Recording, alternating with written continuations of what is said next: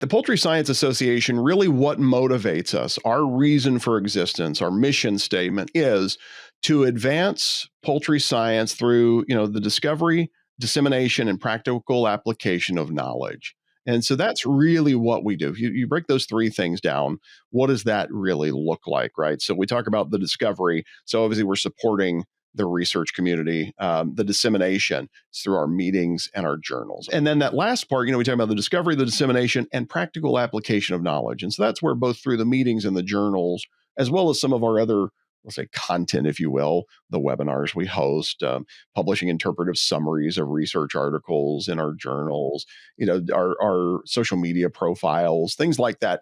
We're trying to help make sure we're connecting the dots between, the bench and the barn, as I often say.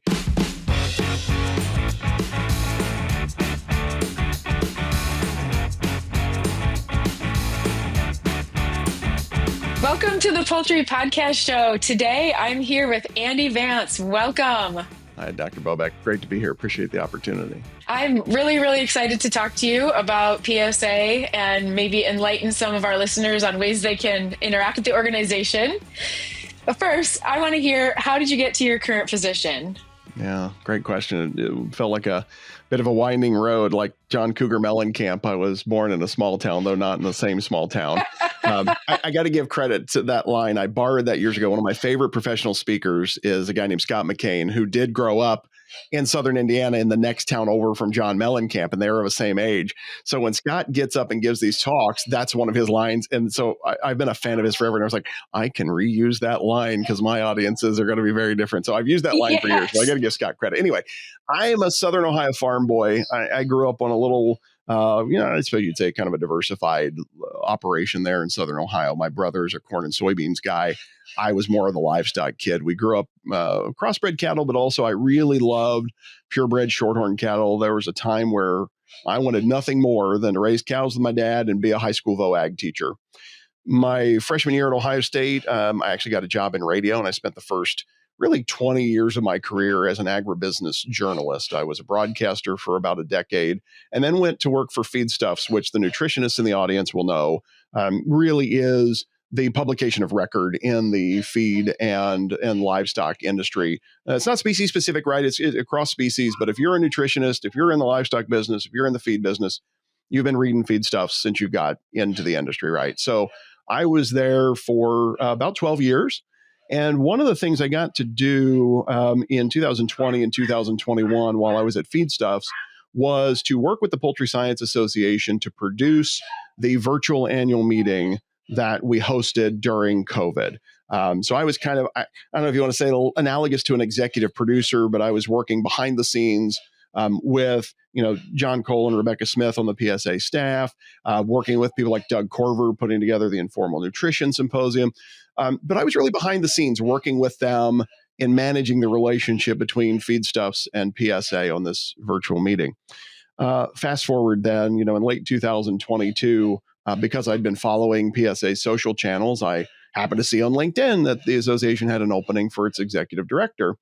And when you're involved in media, a lot of times one of your biggest roles is as a networker. You're helping, meet people. Let's say, an Elizabeth Bobeck says, "Hey, Andy, I'm looking for someone to join my lab who can do this." Or if you're at a feed company, "Hey, Andy, we need a salesperson. Do you know anybody?"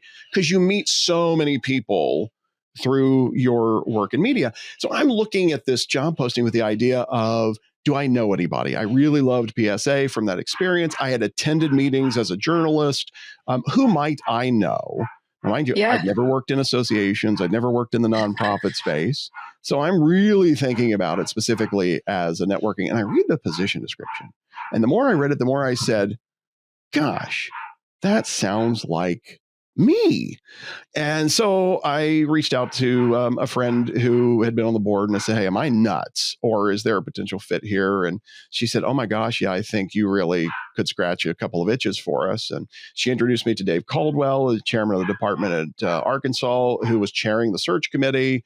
He and I talked at length, and next thing I know, I'm interviewing, and I always laugh. The academics of the audience. This was my first really academic type of job interview. Yes. It felt like we were interviewing a department chair, right? Fly you in, you give your candidate lecture. I'd never given a candidate lecture before as a job applicant, and 10 or 12 people in the room. It would kind of interrogate you for a couple of hours, and but it was a really wwonderful experience. And the leaders in the room.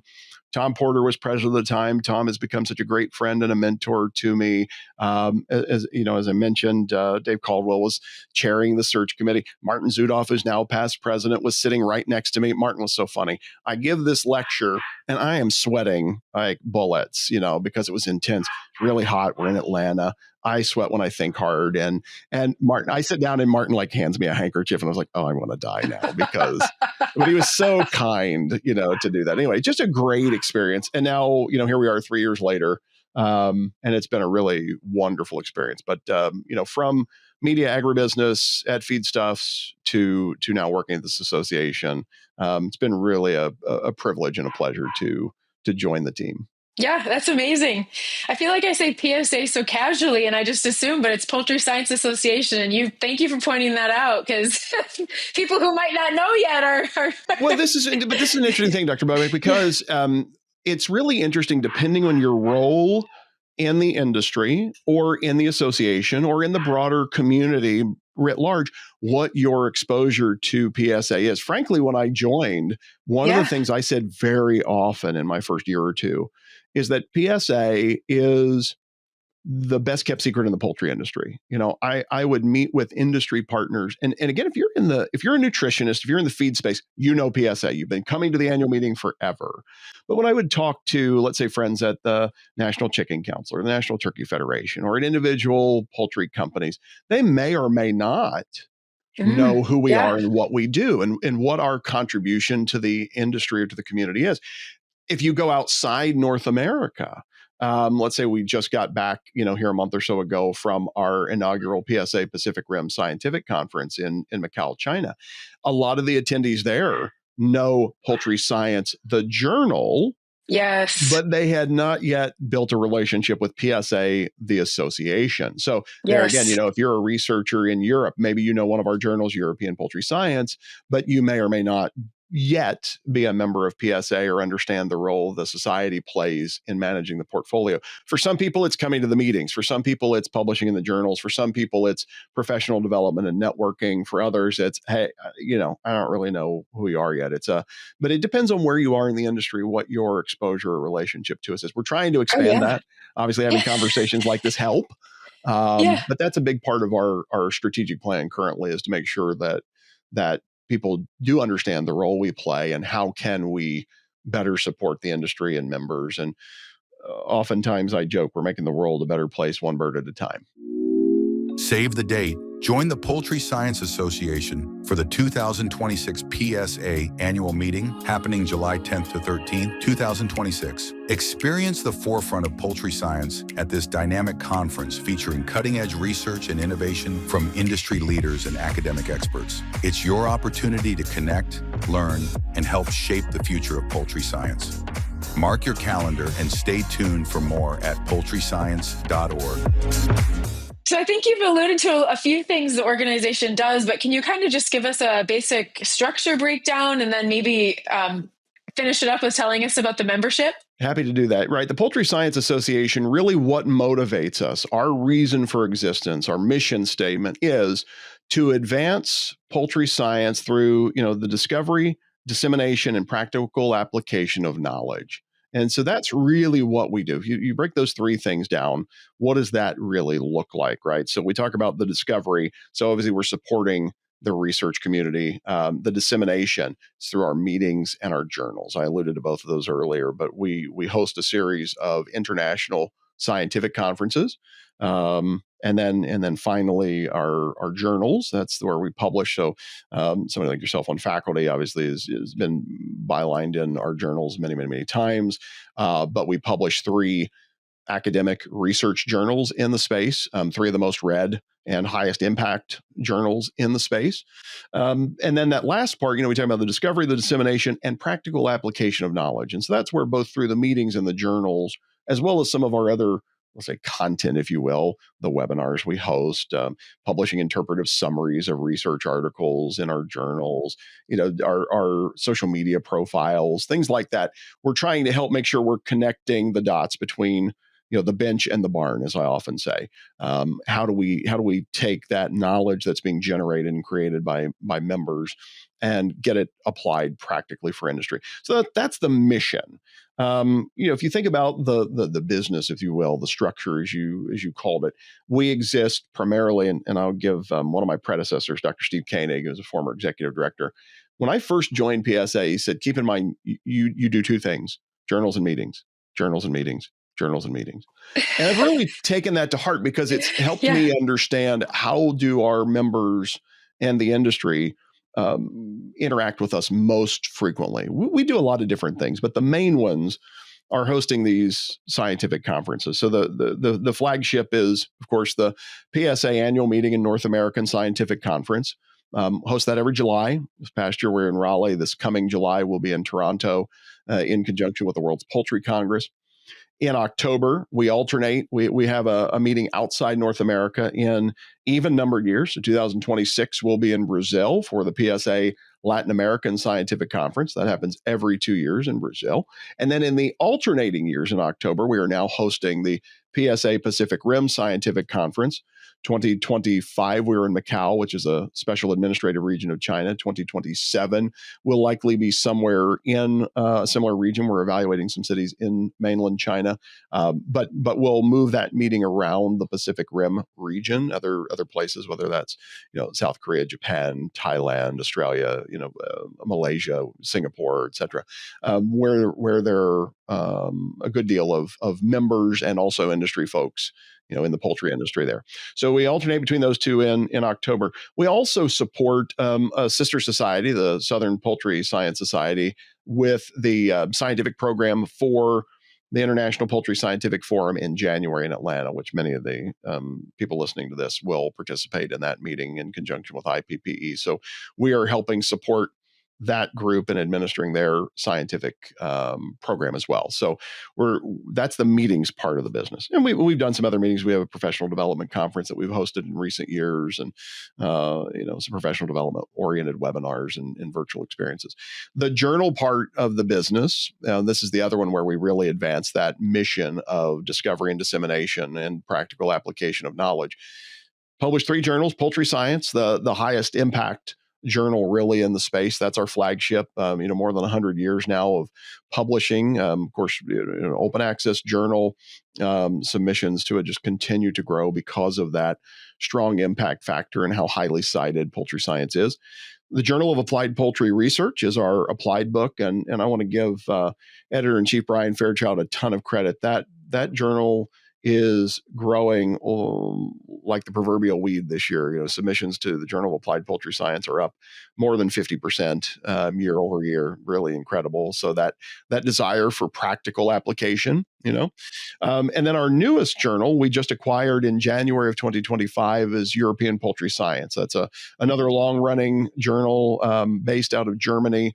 It's existed for more than 90 years. We had the opportunity to add it to our portfolio and have been really pleased to do that. Dr. 𝗪𝗏𝗪𝘀𝘀𝘁 is the editor-in-chief there. She's been a long time professor working in that genetics and genomics space, really tremendous scientific mind. And we just onboarded a new editorial board there, kind of trying to bring that journal's operation into the way we publish journals at PSA. So, and I mentioned Brian and Barbara. I also want to give a shout out.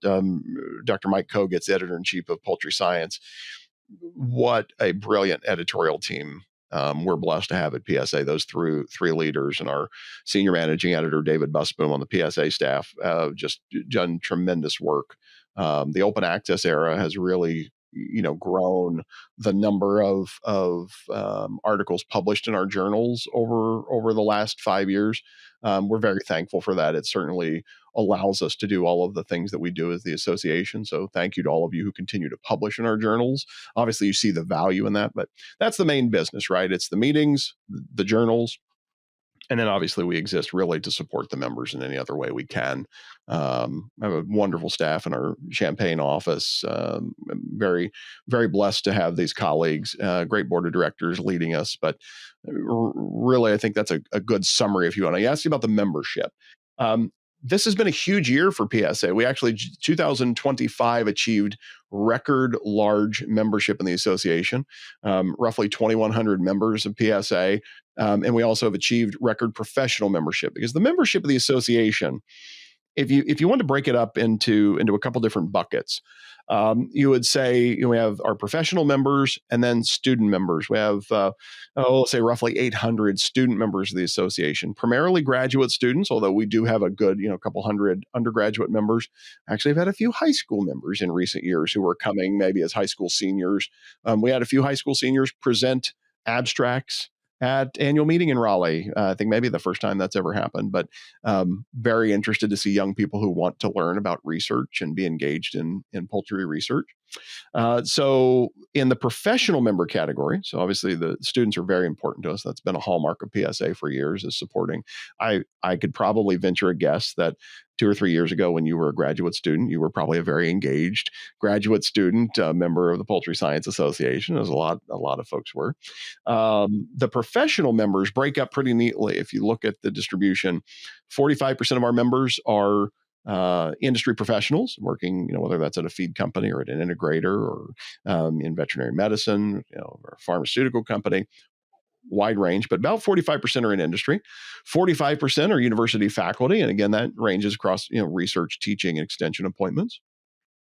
And the other 10% are engaged, let's say, the U.S. Department of Agriculture or other allied profession that didn't fit neatly into either the industry academia buckets. But yeah, record membership this year, which is really, really incredible. Primarily, members are PhD, DVM, in that doctoral level work. Because we're in the nutrition space, that's really our bread and butter. We do have a large number of master's level nutritionists as well.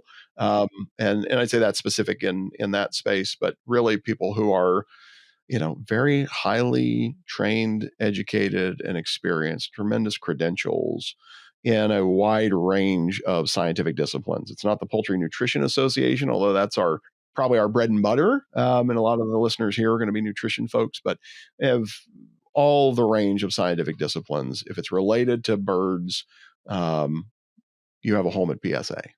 Can you tell me a bit about how the meetings are run? I mean, what are the decisions in terms of the scientific content, the location, I know there's a bit about international meetings and rotations, but just about the meeting structure. I mean, this is kind of an interesting thing that the members at least don't get to hear about a lot, other than, hey, we're going here next year. Right. No, it is a big process. So planning a PSA annual meeting really starts 4 years in advance. So in 2026, as an example, we will really start the process of planning the 2030 meeting. And it begins with site selection. Where are we going to go? Every year when we conduct the annual meeting, we ask in our post-event surveys, where do you want to go? Where are you interested? Certainly we follow the data and we can see that, when we're in this part of the country or this part of North America, we tend to see, increased attendance, or we can draw some conclusions there. But by and large, we're looking for places, one, that are big enough to hold the meeting. It's a large meeting now, more than 1,300 people attending, potential to be even larger than that. I think when we were in Montreal, we were even a bit larger than that. So you need either a large convention scale hotel, or increasingly we're at convention centers because we need more space to be able to have as many, breakout rooms as we do. Generally speaking, we have 2 symposia rooms, larger, kind of main session rooms, if you will, because we'll have anywhere from 12 to 15 symposia during the course of our meetings, which are roughly 4 days in length. And then we'll have another, 8 to 10 individual session rooms for those individual abstract sessions. So we'll start looking at one, either we need a city that's going to be, we look at airlift capability. Where can members get to easily, right? I remember one time somebody said, oh, why don't you have the meeting in, I'll just say Omaha, for example. And I would say, well, okay, if I'm a researcher from Europe coming, how hard is it to me to get to Omaha, as opposed to Dallas, Fort Worth? We're going to go to Fort Worth in 2027. that's an easy flight for everybody on the planet to get to Dallas Fort Worth, right? So we look at things like that. The hotel, of course, obviously the facilities. Is the meeting big enough? We look at where are members traditionally located, so it's not hard to choose. Let's say, again, Fort Worth's a great example. There's a lot of people can drive to Fort Worth. We have a lot of meetings, a lot of members in the broiler belt, so to speak. They can get in the car and drive to Fort Worth if they want. We do try to alternate between regions of the country. Let's just say for the North American meeting as an example. Part of the reason we're going to Calgary in 2028 is we said, hey, in recent years, we've been in the Southeast, we've been in the Southwest, we've been kind of in the Atlantic seaboard when we were in Philadelphia, we've been in the middle part of the country because we'll have been to Louisville. We haven't been in the West for a while, probably since the San Diego meeting have we been to the West. So let's get somewhere back out that way. We were actually looking, it was funny, we looked at Anaheim was going to be somewhere that was really pretty attractive for us in 2028. And then we ran into the fact that the Olympics, it's going to be happening in Los Angeles. So we said, I guess we can't really do that year because the Summer Olympics is going to take precedence. So we said, where else in the West? And Calgary, is going to be wonderful the week after Stampede. So we start, 4 years out with just site selection, and we try to take all those things into consideration. Certainly cost is also, and not so much the cost for the association, but for you as a member, right? Like, why haven't we been back to San Diego? Wonderful meeting. Well, the average member probably doesn't want to pay $400 a night for the hotel room at the PSA annual meeting. So cities like that might go off the table because they're too, or, if you're an industry person, you might say, well, okay, I can probably get away with this. But if you're a faculty member trying to take a lab full of graduate students, you don't want to be at the Westin in San Diego and your students be at the Motel 6 by the airport 4 to a room, right? So we try to balance that as well. With the international scope of our association, we're increasingly looking at where do we have the meetings so that we can meet the members where they are. Part of the reason that we launched the Pacific Rim Scientific Conference was we said, hey, 50% of our submissions to poultry science are coming out of China. We should probably meet those scientists where they are instead of expecting them to come to us in North America. And you were a part of that meeting, and thank you for doing that. That was a great opportunity for us to engage with a region where there's a tremendous volume of research happening, and we need to encourage those collaborations. Likewise, a decade ago, we launched the Latin American Scientific Conference because we were seeing tremendous research, and there's a big poultry industry in Brazil, tremendous amount of research in the global South. How do we engage with those researchers where they are? And so that's a lot of what we do. Now, once we decide where we're having the meeting, you asked for, the structure. Generally, our meetings, the ones in North America are 4 days. Our Latin America and Pacific Rim meetings are 3 days. And it's split, as I mentioned, between those symposia, the deeper dive, kind of 4-hour sessions on a specific topic. We're bringing in, the best thinkers and presenters in whatever that topic is. It's very grassroots, right? So we open a symposia submission process. Usually it's, a month or two after a meeting ends. We open up the call for symposia for next year's meeting.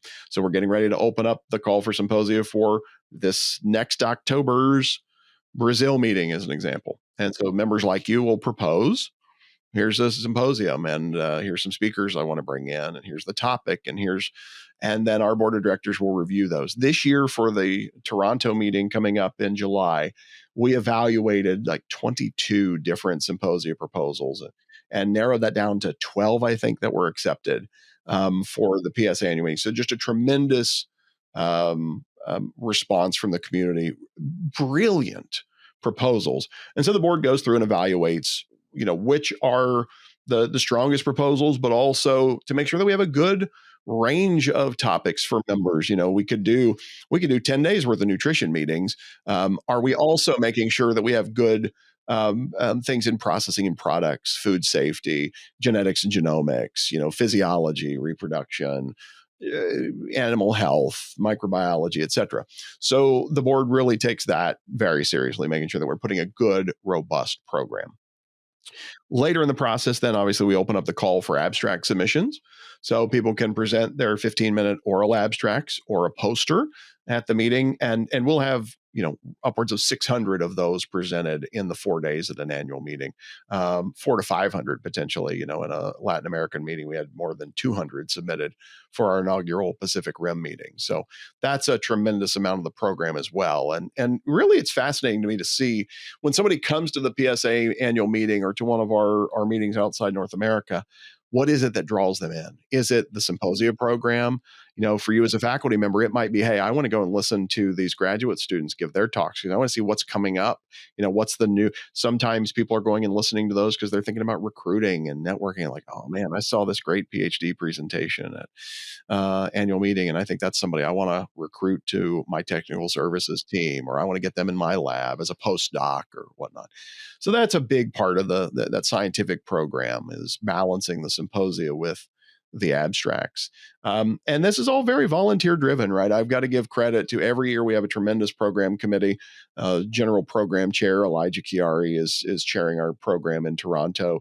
𝗟𝗶𝘀𝗀𝗃 𝗍𝗃 is chairing the program in Latin America this year. And those program chairs work really hard to make sure that they've got good session chairs, reviewers, because all of those abstracts get reviewed by a couple of folks within each section. And when the science gets presented, and this is the thing I've always heard, and I say this as a layman, but I've always heard from people in the industry, in the space, that there is no more rigorous scientific program out there than the one that's presented each year at the PSA annual meeting, North American Scientific Conference, because it's this process of peer review and that very high expectations that we have, that if you're going to come and present an abstract at our meeting, it better be good. The science better be there, right? Your materials and methods better be up to snuff. You can't just come and pump some sunshine and tell us why, your product cures fits, warts, and freckles, right? It's got to be good. And I think that we're able to do that because of the commitment of our members and volunteers. So it's really incredible, but it makes for a great meeting. Yeah. So can you tell me a little bit about just some of the general trends that are happening in scientific organizations, like including publishing? I mean, a significant portion for our journals are coming from countries outside the US. So I think that's an incredible statistic.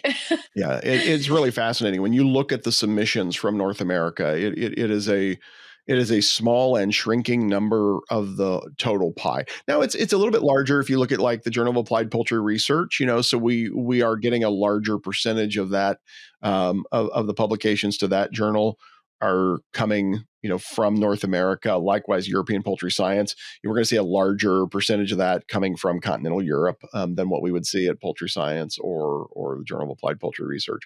But generally speaking, I think if you look at research trends, I was reading a great article, London School of Economics posted just a week or so ago, really tremendous piece talking about that we're kind of coming into this place of bipolar or monopolar concentrations of research, that traditionally over decades, high-income countries have led the charge, and the greatest volume of research output has come from high-income countries like the US and Canada, continental Europe, and so on.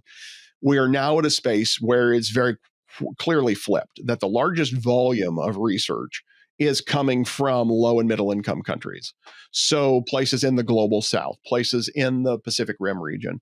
So again, credit to our board for recognizing that we're seeing those trends very clearly over the last few years in poultry science, especially, and said we've got to make sure that we are meeting those customers, if you will, those stakeholders where they are and creating opportunities for engagement. But that is happening across, the publishing landscape. It is not specific to poultry science, and China is definitely the largest country. When I talk about that, the volume of research coming from low and middle income countries, it is for sure skewed to some extent by China, just because the volume there, the universe is so large. But it's not just China. When we were in Macau, had great conversations with attendees about, hey, when's PSA coming to India? We talk a lot about Africa, right? Look at the number of graduate students who come to poultry science departments in the U.S. from a variety of African nations. There's a growing poultry industry in several countries within Africa. So is there a time 5, 10, 15 years from now where PSA is hosting a meeting there or collaborating with other groups who are currently hosting meetings there? Maybe, I don't know. Similar question with India, right? Is there a time? That's a very populous country with a tremendous tradition of some great research institutions. How do we engage with those folks and make sure that they're publishing in poultry science and not to one of the predatory journals in our space? Yeah. When I look, and so that's kind of the landscape in terms of research generally. Certainly, this year has been interesting from a geopolitical standpoint. And you look at some of the headwinds.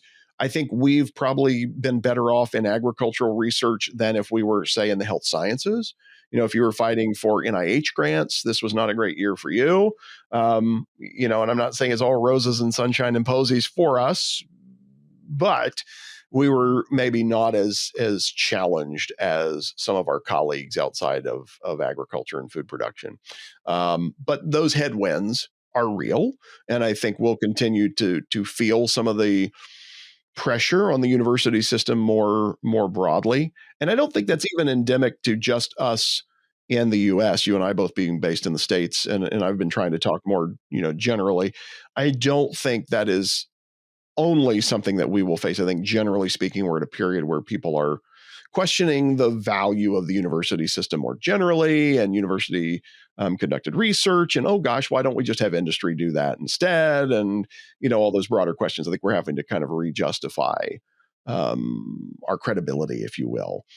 Now, let's look at publishing more narrowly. Some of the trends I've been following. Certainly, research integrity or publishing integrity generally. I did an interview a few months ago with a colleague from Elsevier, and we were talking about, and this is somebody from Elsevier, they're our publisher for people who aren't familiar with our journals. So that is a for-profit entity. They're kind of the 800-pound gorilla in the publishing space, if you will. They're the largest publisher on the planet, based out of the Netherlands. Long time history in academic publishing. They have a research integrity team that we rely on, and we'll go to them with issues. Their mandate spans a really broad portfolio of issues. Everything from, hey, I think this article used falsified data, or there's a conflict of interest with these authors, or, I was in this lab and they didn't do what they said they did and I'm blowing a whistle, like those kinds of integrity things. But they're also dealing with things like image manipulation and artificial intelligence, right? Like I talked at length with this particular expert because her area of expertise is in image manipulation.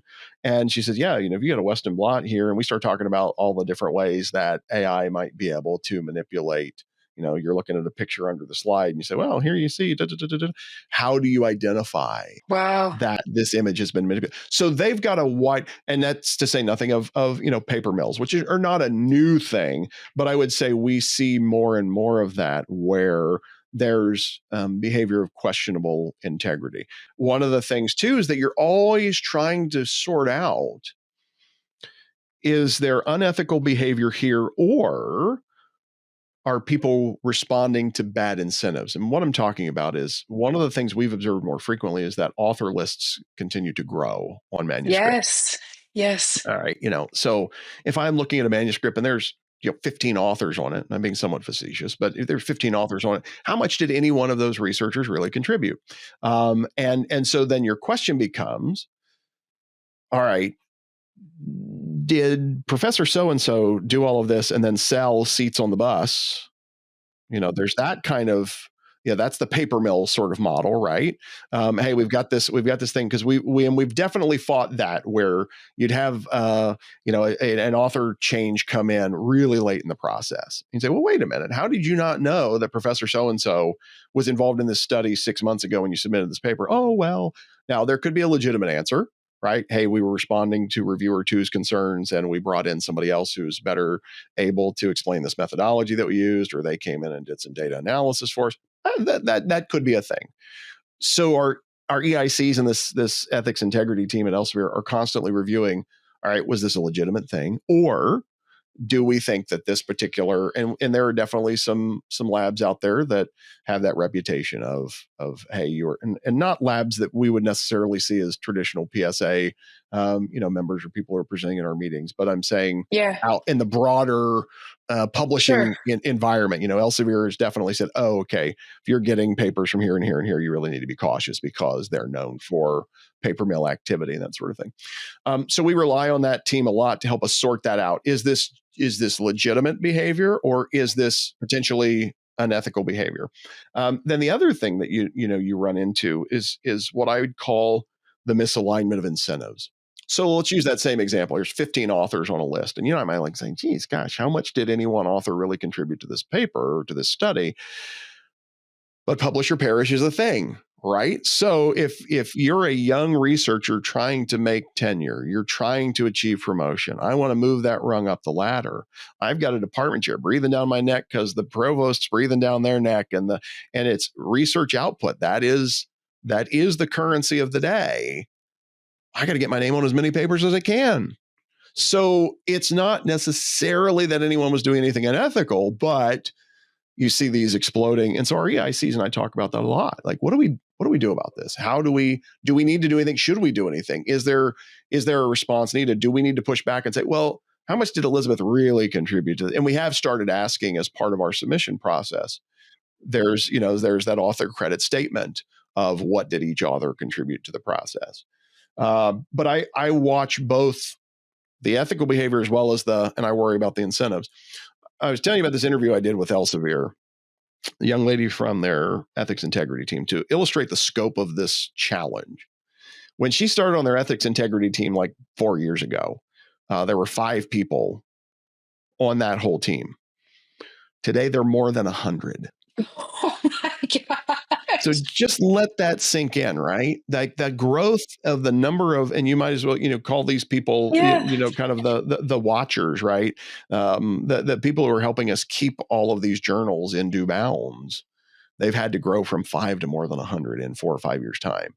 That's the scope of the challenge we're dealing with around the world. That's not, specific to the US or poultry science. That's all disciplines, all journals, and Elsevier publishes thousands, but it's a huge demand on the system and because, if you think about this, the idea of peer review, right? How much can you as a reviewer, you review a lot of papers for us, Elizabeth, how can you as a reviewer know for sure? And a lot of times you may not. So you've got to kick it to a section editor who asks an EIC, who asks Elsevier's ethics integrity team to say, hey, is this legit, or is this something we need to throw the flag and say, whoops, penalty on the play?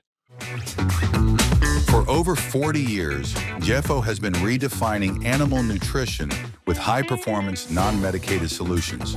At the core is 𝗟𝗯 Matrix technology, a disruptive approach that synchronizes nutrient release for precise delivery. Active in 65 countries, we develop cutting-edge formulas, essential oils, enzymes, and acidifiers to optimize health, performance, and reproduction. 𝗟𝗯 is transforming animal feeding, making life easier for animals and people who care for them.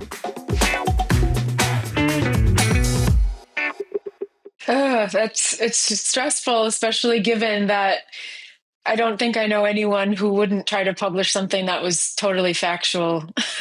Well, and so and that's one of the challenges that you're exactly right. And I think this is one of the challenges that we all face, and it's not a poultry science thing. It's not a PSA thing. It's a science generally, right? As our system is largely built on this premise of we're all really operating from the same mission, if you will, right? The reason you got into research isn't to make crap up, right? No. You got into it because you're curious. You're asking these questions. You enjoy picking apart the puzzle here and figuring out how do we move the ball down the field. I joke about it, making the world a better place one bird at a time. But like, how can we help advance this industry, or bird health, or genetics, or whatever it is that your particular area of expertise is?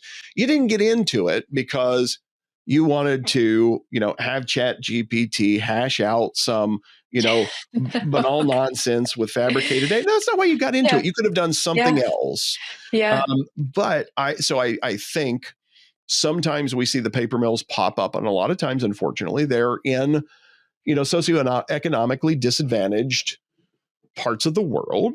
So, and I'll say, my master's degree is in agriculture economics. So I probably go back to first principles of people respond to incentives.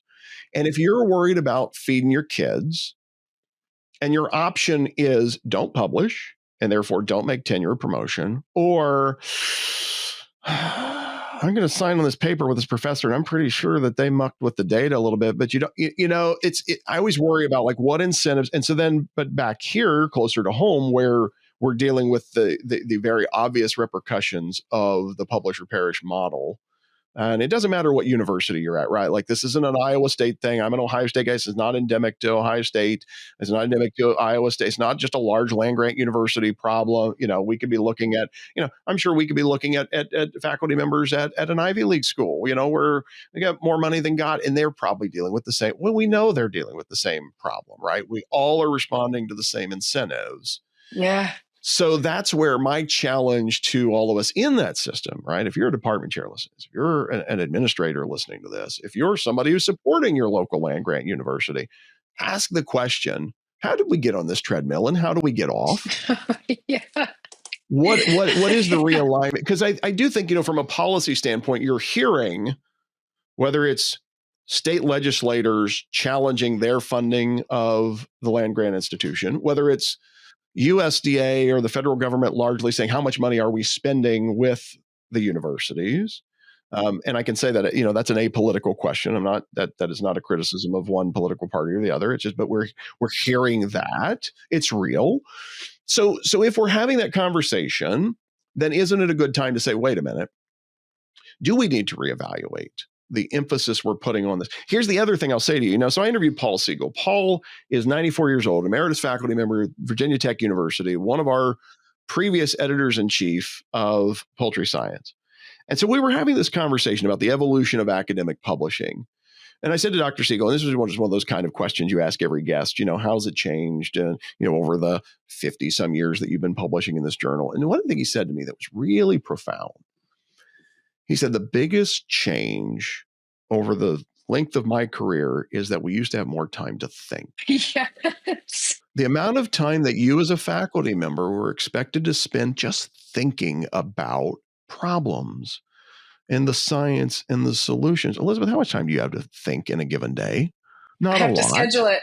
You have to schedule it. Right. Yeah. Right. And so, and as Paul and I talked about that, to some extent, technology's allowed us to speed up the curve, right? When Paul was EIC, we were mailing manuscripts. You mailed them in, the office mailed them then to the section editors. The section editors mailed them to the review. There's all that. And it took you months and months and months and months and months and months and months to publish an article because we were literally, so we don't have that anymore, right? You can do a review. We expect a review in less than 2 weeks. Because we send it to you, it's in your editorial manager, boom, boom, boom, boom, boom. You can knock that thing out anytime, you can make the schedule. But, again, we're expecting you, and where this really becomes problematic, I remember listening to some of our EICs when I first joined. Brian Fairchild was one. He would get a series of articles from an author, the Journal of Applied Poultry Research, and he would drive him nuts because it's 3 articles that if you put them together would make one really good manuscript. Oh, no. Yeah. But they were parceled out, here's kind of part 1, part 2, part 3, and we're going to try to turn one study into 3 publications. And again, I go back to the incentives. If the incentive wasn't publish or perish, and we've got to churn out all of these publications just to make promotion and tenure, you would have published one really good manuscript and you would have spent the time with it. But because we are pressuring you as a faculty member to just output, then you'd say, well, okay, I can break this study up in, I'm working on my PhD now, Elizabeth, not in poultry science, but in one of the social sciences. Am I already thinking about how many publications can I get out of my dissertation? Sure, I am. And I'm not living under the publish or perish mindset because I've got a job, right? But I'm already, because that's the currency of our industry, so to speak, is publication count and impact. Yeah, you're 100% right. We got to figure out, how do we get off that treadmill? It's a challenge. I don't have the answer to that, but it's definitely something we think about a lot. I love running. I'm a runner. The way I stay on the treadmill sometimes is I buy myself a new pair of shoes. So there's got to be some motivating factor that can be put in. It is absolutely right. And so then it is, okay, so do we stop thinking about publication count and start thinking about impact? Like, hey, I want you to write one really good manuscript a year, or whatever the number is, right? And I don't know if that's the right answer either. That may not be the right incentive. So this is where, as an economist, you've really got to think through all those second and third order consequences of, yes. All right, what's the ripple effect of saying it? Because right now it's just churn and burn, churn and burn, churn and burn. We got to figure that out. And then I also think too, this is something that is important for us all as researchers to contemplate, is how we communicate what it is we do.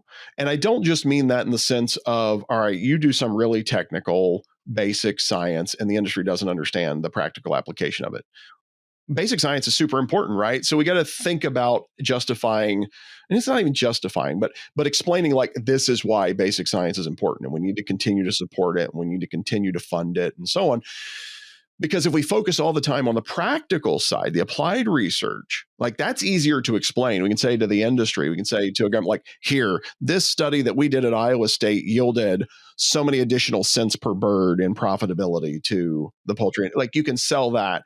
It's harder to, like, and so when Paul Siegel says to me, we need more time to think, how do we adequately justify to the taxpayer who funds the land grant system? And again, I talk about that a lot because I'm a land grant kid, but we have all kinds of universities who are members of PSA, and certainly outside the US, the land grant system isn't a thing. But how do we justify to our stakeholders, whomever they are, who are funders, could be talking about grant funders, how do we justify that Elizabeth needs more time to think?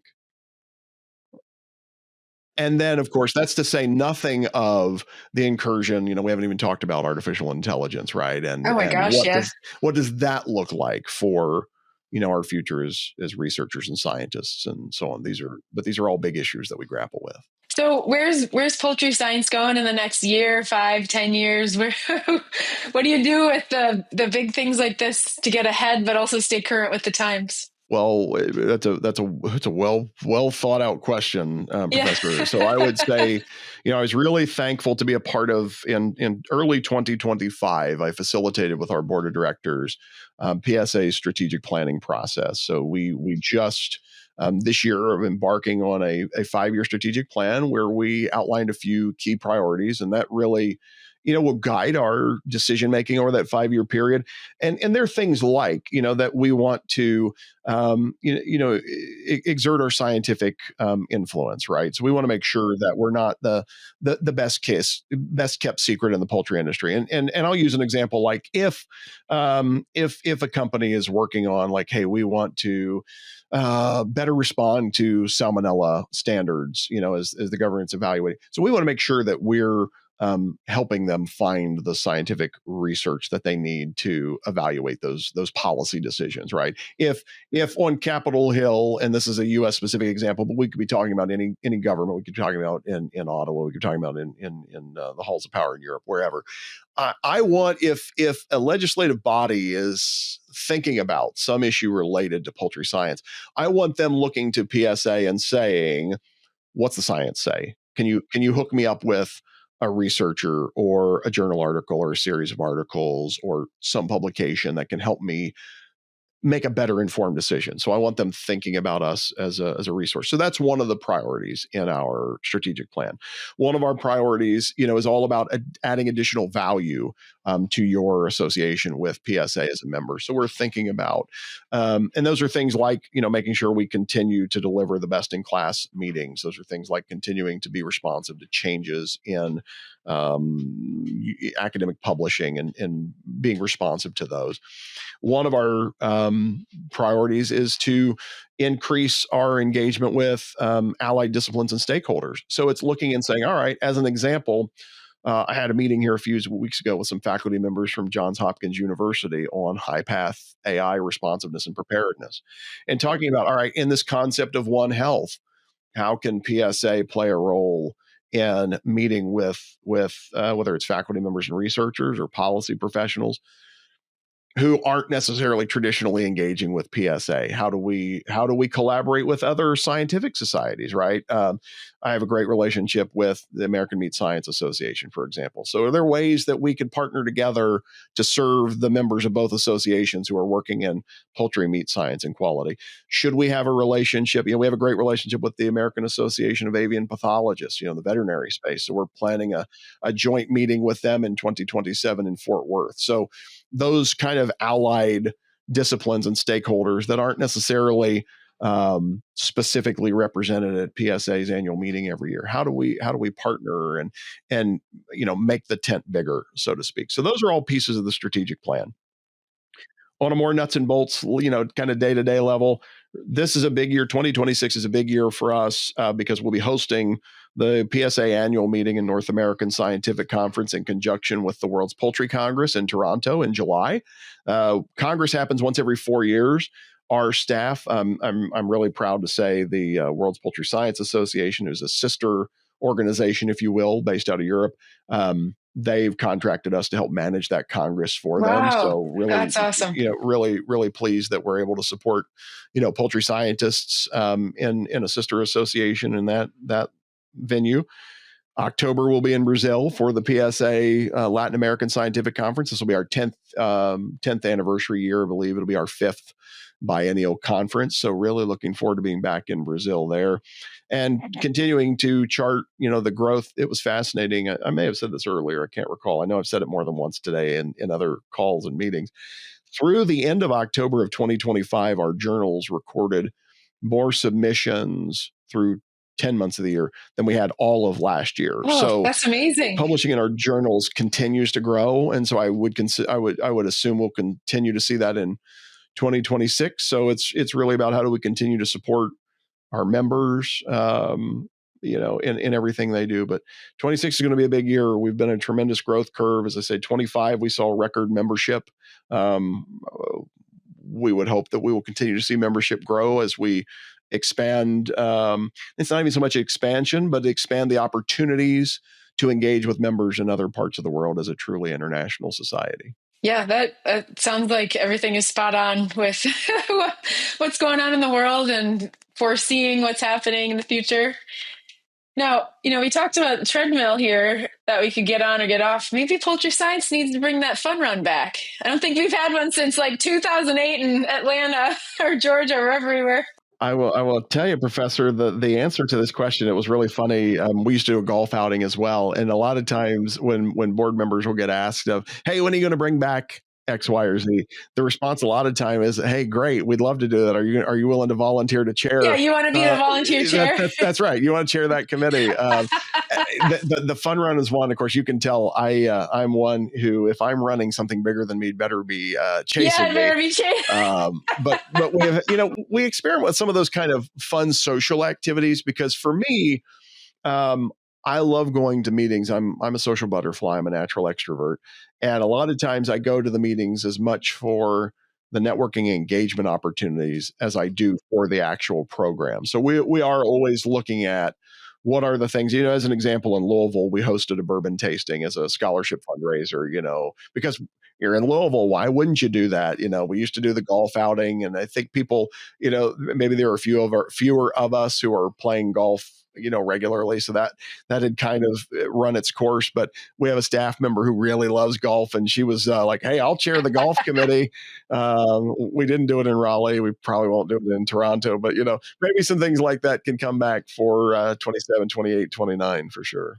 Gosh, no, I get it. The amount of work that is behind those is incredible. Plus, it's a city that no one's usually from, so you got to get stuff logistics. That's you hit the nail on the head. The true story about the fun run is the I'll call it the bureaucratic red tape that because we're typically in a larger city. So working with whether it was, Philadelphia, Raleigh, Louisville, whomever, you usually have to get a permit. The cost of getting the police department to rope off the streets for the run and all those kind of things.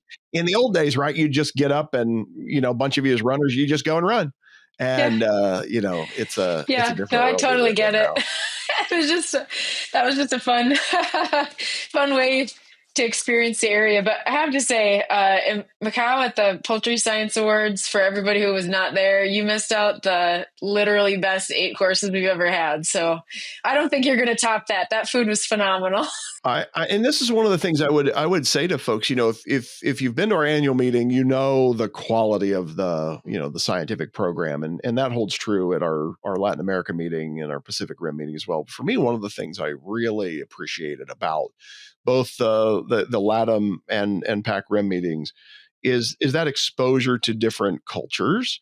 Yes. A lot of you on faculty, and I think in our industry folks as well, are really well traveled. And so you've had some of those kind of experiences, but you're exactly right. Sitting at a table with 9 other people from around the world and enjoying a traditional 8-course, style banquet meal served family style was a really neat experience. I realized when I got home from that meeting, I had only eaten with chopsticks for almost 2 full weeks. Like I hadn't had a fork in my hand for 2 full weeks. And it wasn't until I got on the plane home, I was like, wow, this is weird. I hadn't touched a fork in almost 14 days. That's wild. Yeah. I'm pretty bad at chopsticks, but I got better. And that food, honestly, that chicken was that was probably the best chicken I've ever had. Like I was so full and I did not care. I kept eating. Yep. It was a great meeting. And just that, and I'll give the board credit to part of the reason that they, launched those meetings was this idea that we need to see more collaboration. The world is flat, scientifically speaking, right? Like the opportunity to collaborate has never been stronger than it is today. The technology allows us to do that. But it's still a relationship business, right? Like, Elizabeth, if somebody calls you up and said, hey, I'm working on this study, I'd like to collaborate with you.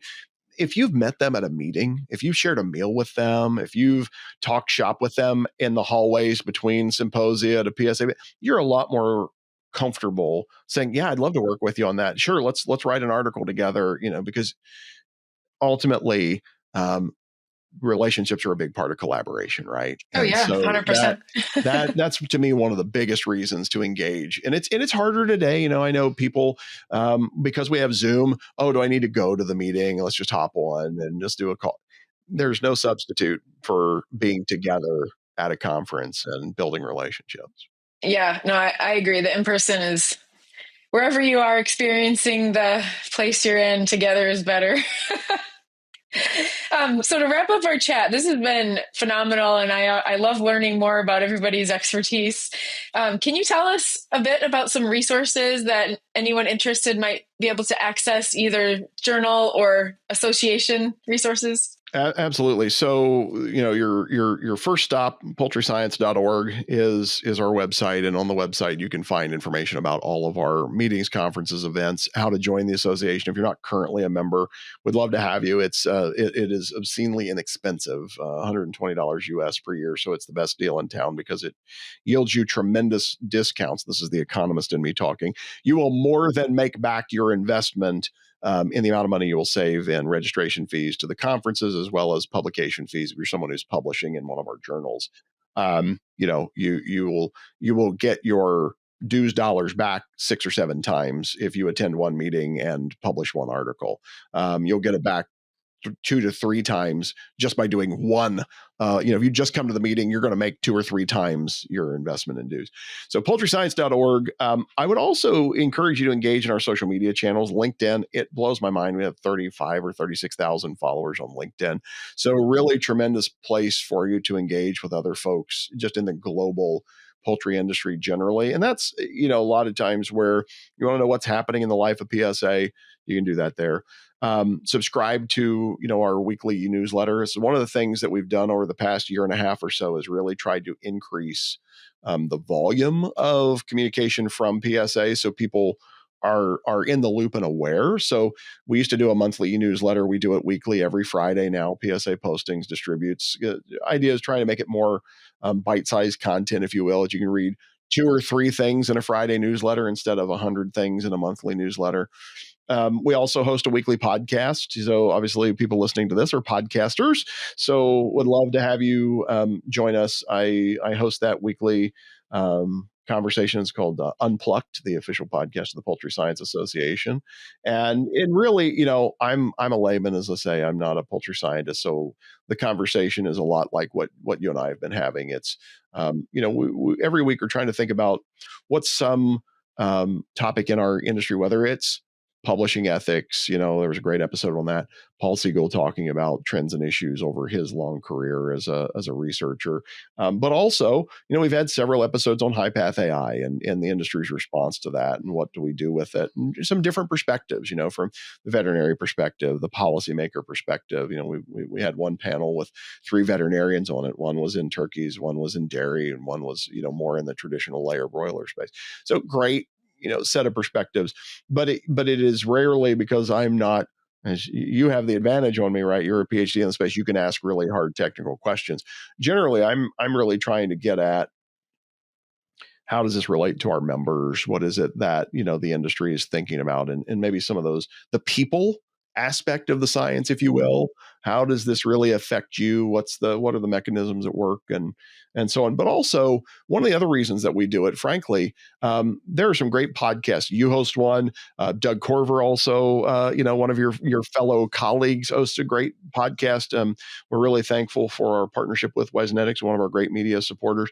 So we're not trying to replicate those, right? You guys have great technical podcasts, but it's looking at some of those broader topics where, let's say you're a nutritionist, but you might find it very interesting to listen to somebody in the microbiology space talking about some of the food safety issues. And that might help you do a better job in the nutrition space because you've heard this interview with somebody in a different scientific discipline. Somebody that's, on the genetics genomics side might find it really interesting to listen to Elizabeth talk about these nutrition topics if you were on our show and so on. So that's PSA Unplugged. Find it wherever you listen to your podcasts. And lastly, I would say, when you go to poultryscience.org, you can find, because our journals are all open access, everything we have ever published in the history of the journals is available to you online. And you can find those links to sciencedirect.com, but you can find the links on poultryscience.org to each of our journals, and go back and not only read and source, but feel free to cite. Highly encourage you to cite the papers in our journals and consider publishing with us. But all that's available at poultryscience.org, and then you'll be able to find the relevant link from there. Every poultry farmer worries about avian influenza. American Air Filter, with advanced filter technology to help keep barns safe from airborne disease, is teaming with J&D Manufacturing's ventilation experts, giving you more than just clean airflow. You're getting peace of mind. Together, American Air Filter and J&D help provide stronger protection, cleaner air, and healthier flocks. When every bird counts, count on your team of experts at J&D and American Air Filter. Learn more at jdAAF.com.